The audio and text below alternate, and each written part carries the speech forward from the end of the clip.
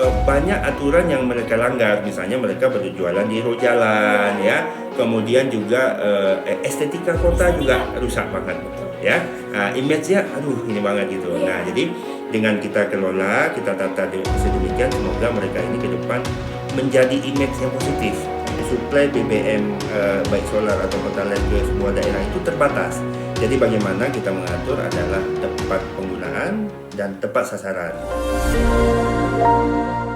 Assalamualaikum warahmatullahi wabarakatuh. Halo sobat pajak. Iya, kita kembali lagi nih bersama Vira di sini di Bincang Pajak ya, podcast. Jadi Bapak, ini adalah salah satu program ya dari Badan Pendapatan Daerah Kota Batam. Ini pengen ngasih tahu informasi-informasi tentang program-program pemerintah kita ya. Dan kali ini kita sudah bersama Bapak. Saya Ahmad Elfasi. Bapak Ahmad ya? Ya, dari Disperindak. Kebetulan membawahi bidang pasar. Bidang pasar. Dan ini pasar ini menjadi salah satu fasilitas umum yang setiap hari dikunjungi Pak ya? Pasti dikunjungi. Oke, sebelum kita ke pasar nih, apalagi Bapak ini kan di bawah pasar nih ya. Jadi mungkin pengen lebih tahu, pengen lebih mengenal tentang Disperindak ya. Jadi Dinas Perindustrian dan Perdagangan. Kalau kita lihat, kalau bidangnya di Disperindak itu ada 4, yaitu bidang perdagangan, bidang pasar, bidang tertib niaga, dan bidang industri. Oh, ada industri sendiri ya? Bidang industri. Nah, jadi makanya Disperindak gitu ya, perdagangan dan perindustrian. Nah, sebenarnya rohnya itu adalah di perdagangan. Rohnya dinas ini adalah perdagangan. Jadi kalau kementerian itu ada 2, Kementerian Perdagangan dan Kementerian Perindustrian. Kita bahas dulu perdagangan. Nah, di rohnya di Disperindak ini adalah di perdagangan. Nah, perdagangan ini terbagi 2. Pertama, perdagangan ini berbicara terkait dengan komoditi, tentang lalu lintas barang, distribusi, kemudian fluktuasi harga gitu ya. Itu di perdagangan ya. Kemudian berbicara juga dengan perdagangan luar negeri itu dengan adanya surat keterangan asal atau SKA gitu ya. Jadi barang-barang yang dari Batam ekspor itu ke negara tujuan mana itu tercatat di kita. Nah itu di perdagangan. Nah, kemudian perdagangan ini di bawahnya itu sebenarnya yang kaitan ataupun namanya hukum kaitnya adalah ada pasar. Pasar. Nah, pasar itu adalah berbicara terkait dengan sarana perdagangan. Sarananya. Kita tidak bicara komoditi. Sarana perdagangan. Nah, sarana perdagangan itu yang kita ketahui adalah pertama bentuk fisik pasar. Fisik pasar. Kemudian di pasar itu ada kios, los, lapak, tenda, bla bla bla, segala macam dengan segala keruwetannya. Keruwetan di pasar itu. Nah, dan juga di bidang pasar ini sarana perdagangan kita juga berbicara tentang gudang. Gudang. Jadi gudang ini termasuk pasar juga? Di bawah naungan sarana perdagangan tadi, yaitu di pasar. Nah, ketika sarana perdagangan terbangun, katakan sebuah pasar, baru masuk distribusi komoditinya. Kemudian ketika ada sarana perdagangan, kemudian ada distribusi barang segala macam, ada intinya kan pasar itu sesuai dengan Undang-Undang 2014 itu mengatakan bahwa dulu kita mengetahuinya adalah pasar tradisional. Pasar tradisional pasar tradisional. Nah, dengan undang-undang itu nomenklatur katakan atau bahasa pasar tradisional itu berubah menjadi pasar rakyat. Pasar rakyat. Nah, jadi pasar yang kita lihat di mungkin di Batam itu adalah pasar rakyat. Penyebutannya pasar rakyat. Yang tadinya adalah pasar tradisional. Nah, di Disperindak juga ketika ada distribusi barang ya, kemudian mengatur inflasi dan segala macam fluktuasi harga, ada sarana perdagangan. Nah, ada bidang tertib niaga. Tertib niaga itu yang membahas tertib niaga ini adalah lebih kepada upaya perlindungan konsumen. Perlindungan konsumen khususnya dari sisi untuk ketepatan alat ukurnya. Jadi ini, misalnya Mbak Vira ke pasar beli cabai 1 kilo, benar nggak 1 kilonya? Nah, jadi di bidang tertib niaga ini ada pengawasan ya terkait dengan bukan pengawasan terkait dengan alat yang digunakan, alat ukur. Takar timbang dan pelengkapannya, UTTP singkatannya. Dan di bawah bidang tertib niaga ini ada meteorologi. Nah, meteorologi ini urusannya adalah lebih, misalnya Mbak Vira isi bensin pertalite 1 liter. Benar nggak 1 liternya? Gitu. Alatnya. Nah, jadi UPT inilah yang memfokuskan untuk pengelolaan tertib niaga ini. Tertib niaga namanya. Jadi upayanya adalah kepada perlindungan konsumen. Nah, gitu. Tentang perlindungan konsumen. Perlindungan konsumen itu. Nah, jadi selain itu juga segala alat ukur takar timbang yang digunakan dalam upaya proses perdagangan itu wajib dilakukan TERA. TERA itu memastikan memastikan ukurannya itu sesuai. Penggunaan. Mbak Vira di rumah pasti ada flowmeter air, ya kan? Nah, untuk membayar air, tagihan air kan sesuai dengan flowmeter yang tercantum. Kemudian pasti juga ada listrik, ada KWH meter. Nah, itu juga. Ya, jadi artinya semua alat ukur takar timbang dan pelengkapannya yang digunakan dalam proses sebuah usaha perdagangan wajib ditera. Wajib ditera ulang. Itulah di bawah bidang TN itu ada UPTD meteorologi namanya. Oh, jadi ada UPT-nya ya? Iya, meteorologi, bukan meteorologi ya. Nah, itu cuaca. Jadi wah, bisa dibilang satu kota Batam deh. Iya, sangat luas sekali jangkauannya dengan 12 kecamatan, 64 kelurahan. Itulah yang harus dilakukan teman-teman ini untuk menskedulkan jadwal tertib ukur, ya alat-alatnya di pasar dan segala macam. Apalagi pasar kita ini yang swasta saja. Memang kalau di Batam ini yang dominan itu adalah pasar swasta, itu ada 58 pasar. 58 pasar dan tersebar se-12 kecamatan ini. Nah, pasar pemerintah kita itu hanya 7 saja. 7 saja. 7 saja. Sangat sedikit memang. Benar seperti Mbak Vira bilang bahwa ada perumahan, ada pasar, ada ruko. Itu sebuah magnet ya rasanya, betul, ya. Itu sebuah paket komplit yang ada perumahan, ada pasar biasanya, seperti itu. Nah, satu lagi adalah bidang industri. Bidang industri ini fokusnya kepada bagaimana pengelolaan pengawasan terhadap LPG. Oh, lebih ke LPG. Ya, LPG. Kemudian yang mungkin lagi viral-viralnya adalah full cut juga. Kemarin berapa tahun yang lalu sudah di launching adalah full cut untuk solar itu 3.0. Kemudian yang sedang viral saat ini adalah full cut 5.0 untuk pertalite. Ya, dan juga di industri ini adalah mengelola bagaimana IKM. Industri kecil menengah. Dan juga bagaimana upaya untuk mengelola dekranasda, mungkin di samping kantor kita ya. Iya. Juga ya. Iya, cukup luas. Cukup luas banget ya. Kira-kira tadi tentang industri ini mengenai Batam ini kan sebagai kota industri. Benar. Bahas tentang industri-industri di kota Batam. Ternyata lebih ke LPG, juga program-program mengenai solar. Jadi ada sangkut pautnya juga sih tentang komoditas kayak perjalanan misalnya. Iya, benar. Bisa dibilang ramai sih, Pak. Wah, ramai banget. Pokoknya apalagi kita di Batam ini ada 33 kawasan industri. Nah, di bidang industri ini juga melakukan pengawasan terkait dengan kawasan-kawasan ya.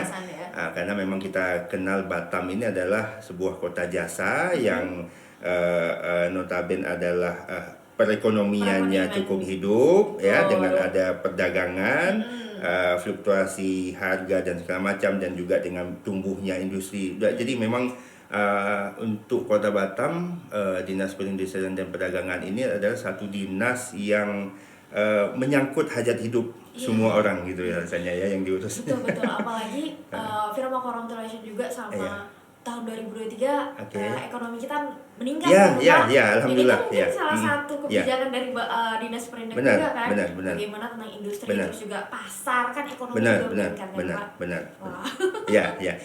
Apalagi ketika pandemi Covid ini kita ini segala macam upaya yang namanya pembatasan. Bagaimana adalah ketika pembatasan ini protokol kesehatan tetap jalan. Pasar bagaimana dengan kondisi hiruk pikuknya kita harus mengatur. Di mana pasar ini adalah sumber pertemuan antara pedagang dan pembeli gitu ya. Nah, disinilah sangat kita upaya keras yang malam untuk bagaimana mengkondisikan ekonomi tetap hidup. Tapi kesehatan tetap perlu dijaga. Ya. Nah, itu. Jadi ini cukup kerja keras ya. Kerja keras ya. Jadi 2 tahun 2 tahun terus akhirnya 2023 langsung naik. Dan surplusnya adalah inflasi kita ini masih tinggi juga. Inflasi tetap stabil stabil ya. maksudnya masih di bawah nasional. Karena sempat minggu kemarin tuh banyak nih orang tua bilang sayur lagi naik nih.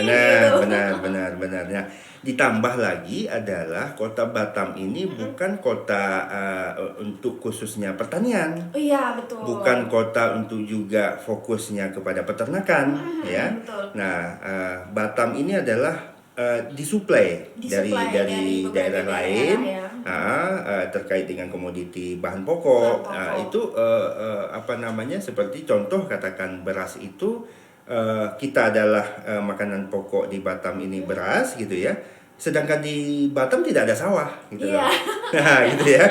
Nah, tapi itu bagaimana mengatur daripada distribusi barang itu tadi, masyarakat tetap bisa menikmati berasnya dengan harga yang cukup bagus. Betul.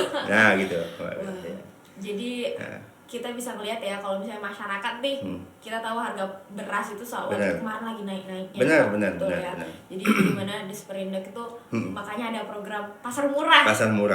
Benar. Itu di khususnya di bidang perdagangan ini tadi ada pasar murah gitu ya. Kemudian juga ada operasi pasar juga ada. Nah, tentang pasar murah ini antusias masyarakat banyak nggak Pak mengenai pasar murah ini? Ya, pasar murah ini cukup diminati sampai saat ini, khususnya masyarakat menengah ke bawah ini.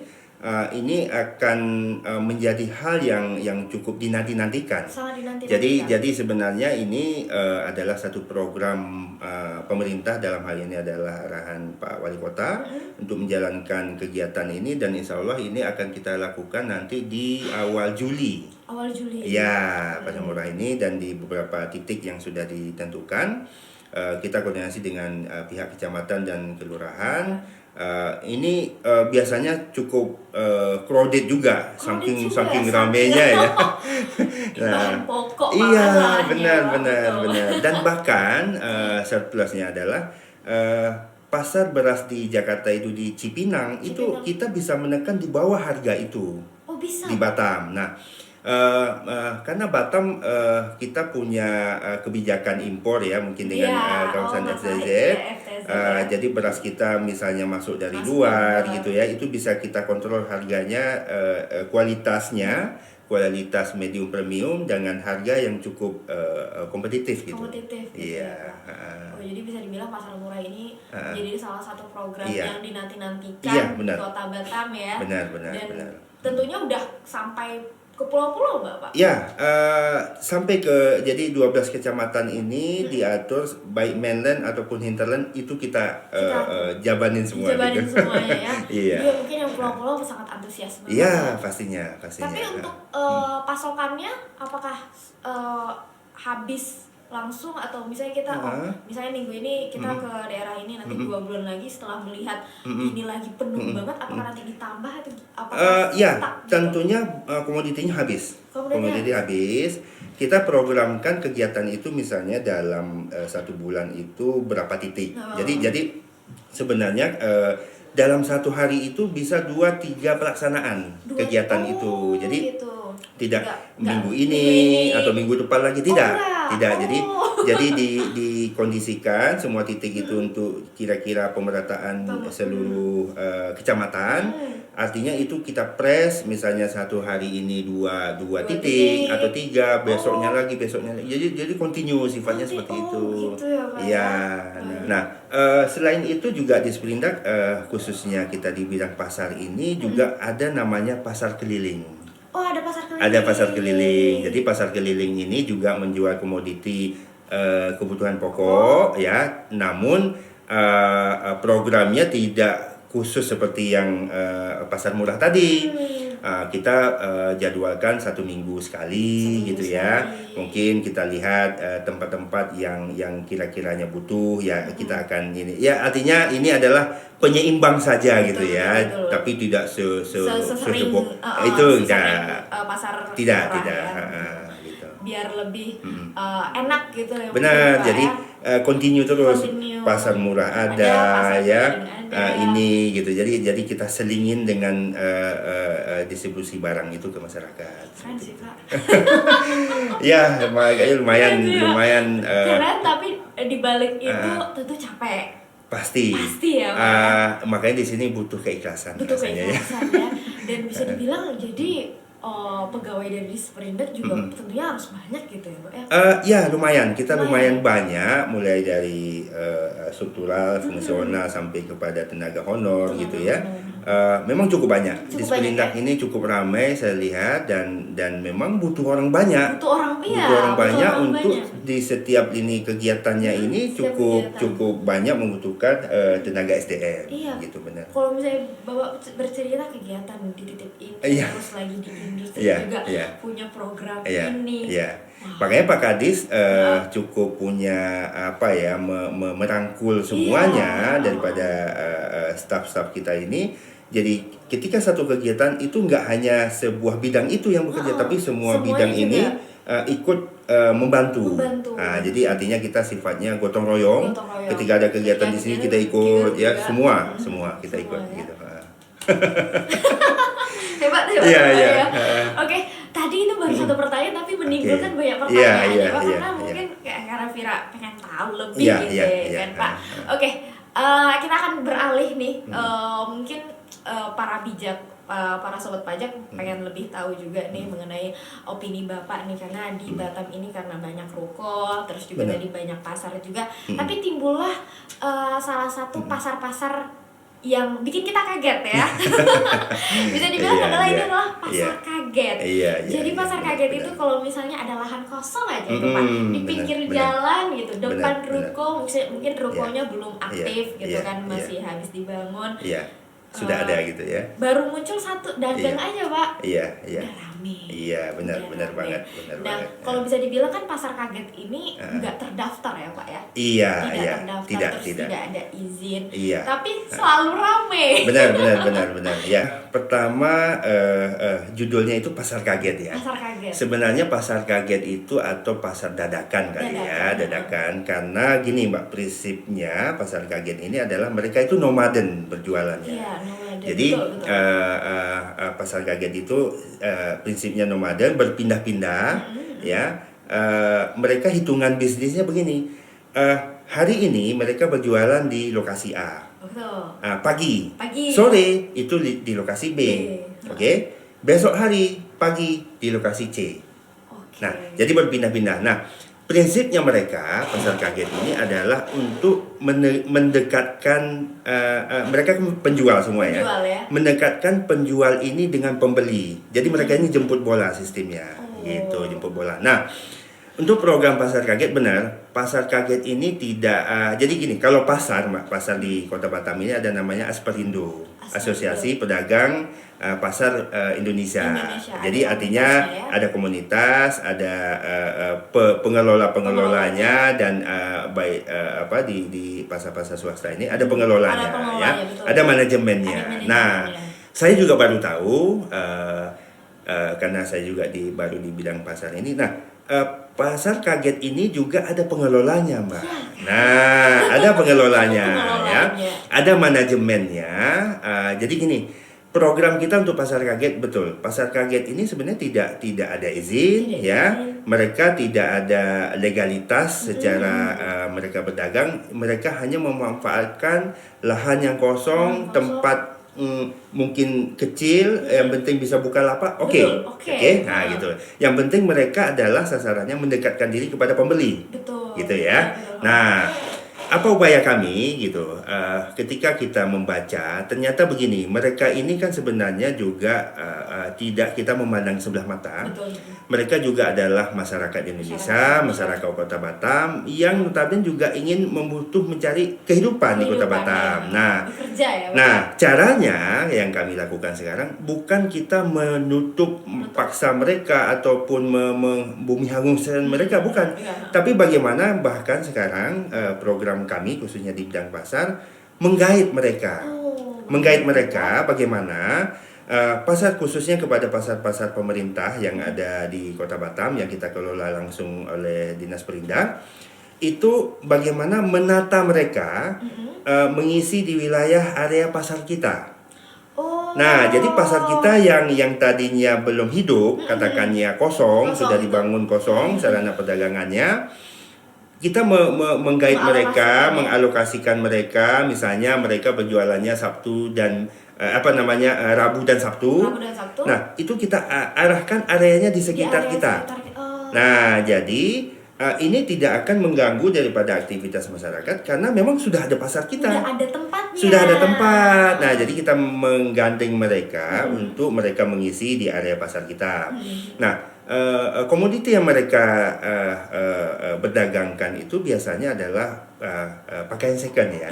Nah, pakaian second juga ada, bahan pokok juga ada. Benar. Nah, sebenarnya kalau bicara dari sisi harga, khususnya kepada bahan pokok, itu yang kebun sayur misalnya di Barelang itu langsung suplai ke mereka. Langsung suplai ke mereka. Kemudian ikan-ikan juga ada yang ke mereka langsung. Jadi harganya lebih terjangkau karena jalur distribusi lebih singkat, lebih pendek. Nah, jadi pelan-pelan ini baru kita upayakan, khususnya seperti contoh di pasar kita di Makmur Serumpun itu di Tanjung Piayu. Itu sedang kita upayakan mereka untuk masuk ke area kita. Mereka masih berjualannya adalah Rabu dan Sabtu, tapi it's okay. Artinya mereka ikut dan kita lakukan pendekatan, Mbak, dengan ketuanya lah katakan. Ketuanya, pengelolanya lah ya.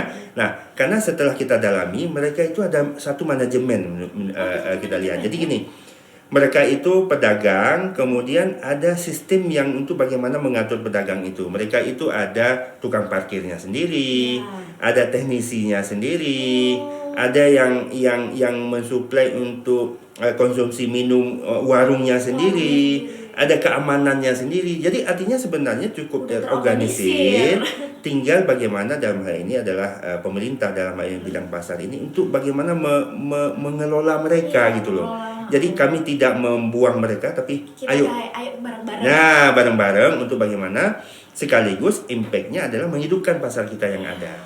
Nah, seperti itu. Nah, memang belum seluruhnya karena ini baru tahap awal kita percobaan dan kita sudah berapa kali rapat dengan pengelola pasar kaget ini, dan nanti wilayah Tanjung Piayu, Sagulung, Batu Haji dan sekitarnya kan cukup crowded ya, karena memang banyak aturan yang mereka langgar. Misalnya mereka berjualan di jalan ya. Kemudian juga estetika kota juga rusak banget. Ya. Image-nya ini banget gitu. Nah, jadi dengan kita kelola, kita tata sedemikian, semoga mereka ini ke depan menjadi image yang positif. Dengan adanya pasar kaget ini biasanya magnet dari sebuah wilayah itu akan hadir ke situ. Betul. Nah, jadi banyak apalagi tempat Vira tuh udah terkenal banget ya. Zaman SMP udah ada itu. Udah ada, benar.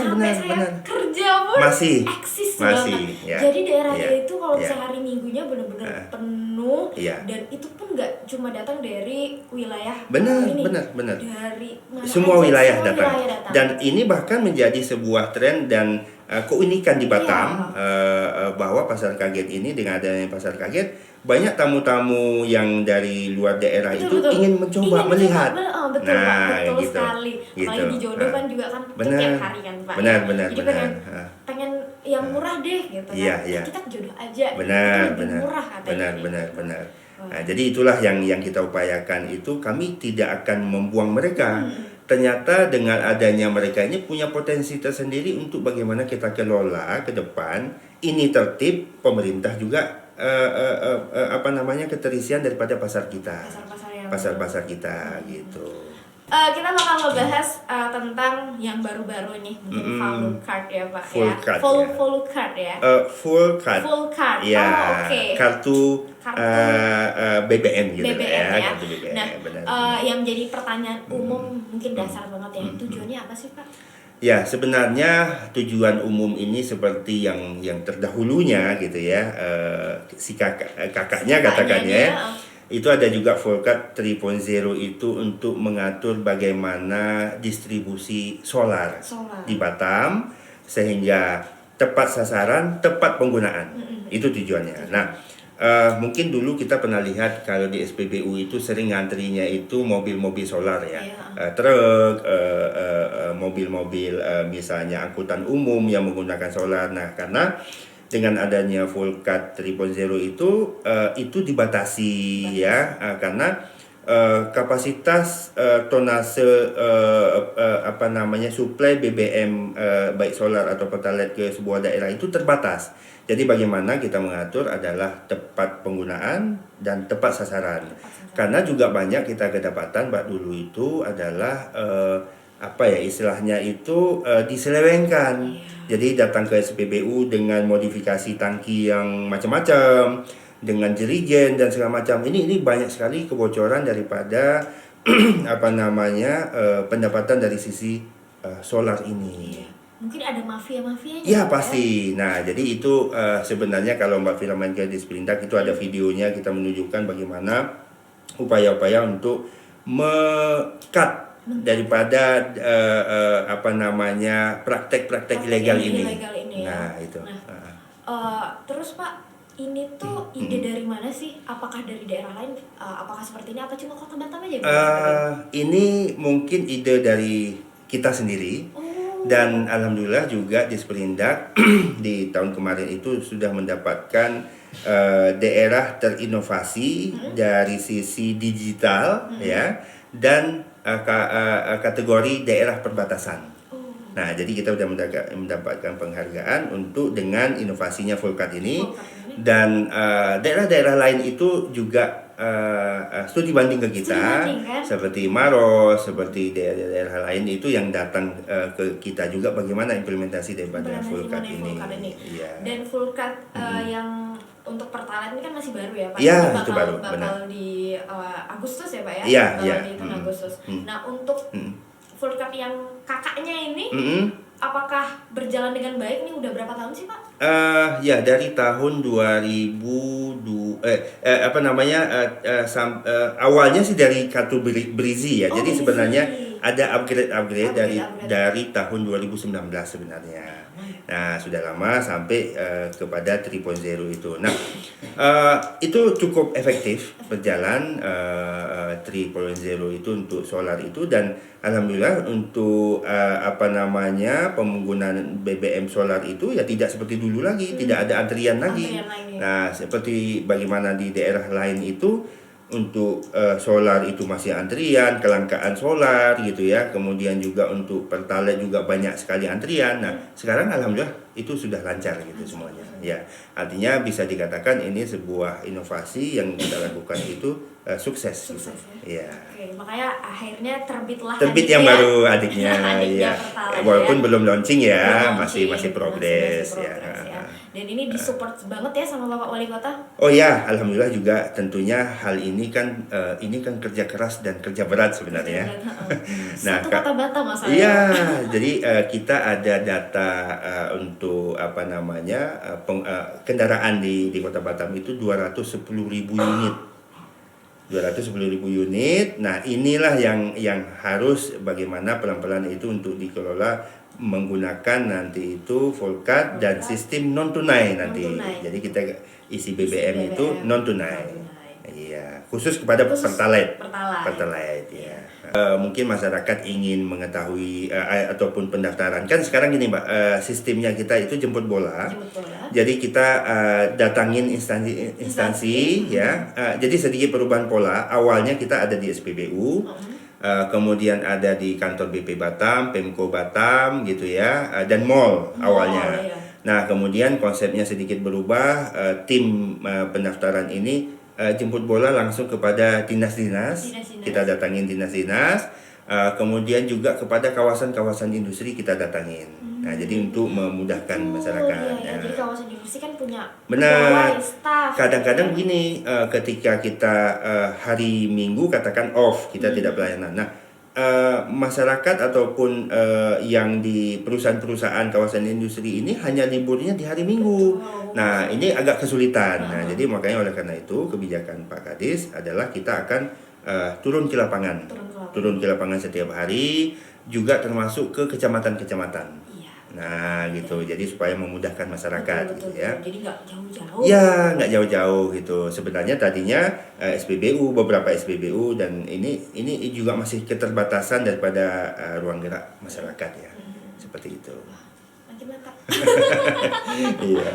Oke, baik Pak, terima kasih atas informasi yang sangat banyak ini dan juga bikin mata Vira langsung terbelak-belak gitu ya Pak ya. Oke, terima kasih atas informasinya hari ini Pak. Jadi jangan sungkan-sungkan untuk main di sini lagi kita. Mungkin ada program baru apa aja mungkin kita bakal bahas di sini gitu ya Pak ya.